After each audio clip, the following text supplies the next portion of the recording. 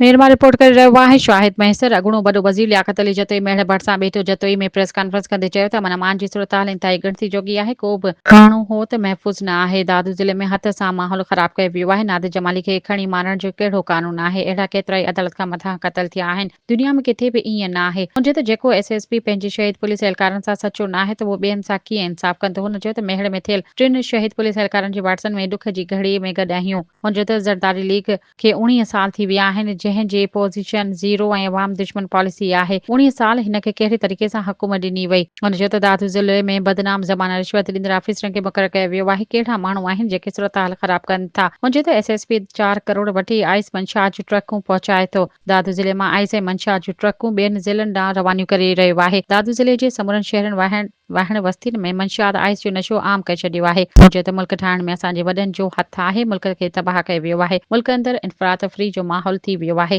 हुजे त पंहिंजे हक़नि ऐं माण्हुनि सां थींदड़ ज़ुल्म ख़िलाफ़ अगरि रोड ब्लॉक कयो वञे थो त उन्हनि शहरनि वापारियुनि अख़बारनि मथां ATC जा केस दाख़िल कया वञनि था। हुजे त डॉक्टर आसिम समेत ॿियनि माण्हुनि खे ज़मीनूं ॾिनियूं वयूं आहिनि। उन्हनि खे ख़ुशि कयो वञे थो। हुन चयो त मुल्क में अगरि हुकूमत हुजे हा त मुल्क जे अंदरि अहिड़ी सूरत हाल पैदा न थिए हा।